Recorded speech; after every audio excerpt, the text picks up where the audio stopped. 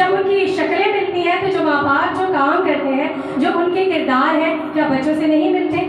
अगर माँ ऐबजोई करती है तो बच्ची भी ऐबजोई करने वाली होगी, बेटा भी ऐबजोई करने वाला होगा, क्योंकि उसको उसकी टीचिंग में उसने सीखा ही ऐसा है। उसने देखा है कि मेरे बाप ने दरवाजे पर जब कोई आया और बाप ने कहा है कि बोल दो मैं घर पे नहीं हूँ, तो उसने भी वही कहना है, उसने भी यही कहना है कि मेरा अब्बू घर पे नहीं है, मैं भी घर पे नहीं हूँ। ये बड़ी बड़ी सादा सी बातें हैं, हमारी सादा सी ज़िंदगी के ऐसे मामलात हैं, वो मामलात जो अपनी डेली रूटीन में करते हैं और अपने बच्चों को वो सिखाते चले जाते हैं और हमारे बच्चे वो सीखते चले जाते हैं। और फिर हम कहते हैं कि हमारे बच्चे रोल मॉडल क्यों नहीं बन रहे, हमारे बच्चे अच्छे क्यों नहीं बन रहे। पादरी साहब हाथ रख कर दुआ करें, मुबशरा जी हाथ रख कर दुआ करें, बुआ जी दुआ करें, मेरी कुड़ी समझ नहीं पा रही, मेरी कुड़ी में समझ नहीं आती, वो कितने चली गई, हो गया, बहुत सारे मसले मसाइल।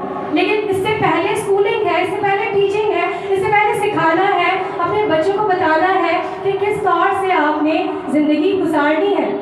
तो जब आप अपने बच्चों को सिखाएंगे, तो जब आप अच्छा सिखाएंगे तो वो अच्छा निकलेगा, और जब आप बुरा सिखाएंगे तो उनके अंदर से बुरा ही निकलेगा। बद नस्ल से अच्छी नस्ल पैदा नहीं हो सकती, अच्छी नस्ल से अच्छी नस्ल ही आएगी। हालेलुया।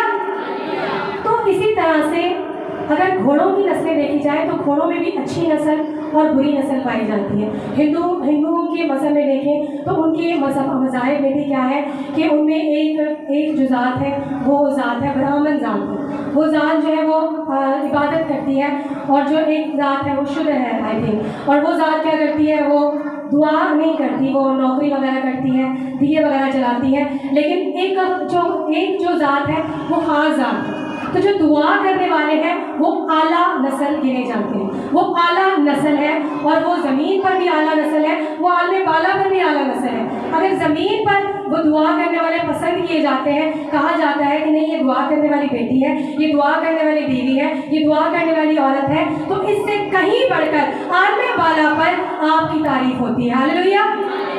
तो बद नस्ल से बद नस्ल ही पैदा होगा, और अच्छी नस्ल से अच्छी नस्ल ही आएगी। दुआया घराने से दुआया घराने के बच्चे ही पैदा होंगे। लेकिन एक काम हुआ है, अब एक बात करेंगे। इस्राइल जो है वो इंसानों के एतबार से जो है वो आला नस्ल है, और इस्राइल में इब्राहिम और लूत है। और खुदा का कलाम हमें बताता है कि इब्राहिम ने मज़बा बनाया, जब वो जुदा हुए तो लूत ने मज़बा नहीं बनाया, मज़बा बनाया इब्राहिम ने, क्योंकि वो मज़बे में रहने वाला था, वो डेरे में रहने वाला था, वो दुआ करने वाला था। उसका राब्ता इसके साथ उसका राब्ता यहोवा के साथ था, और वो दुआ करने वाला था। इसीलिए उसने क्या किया, सबसे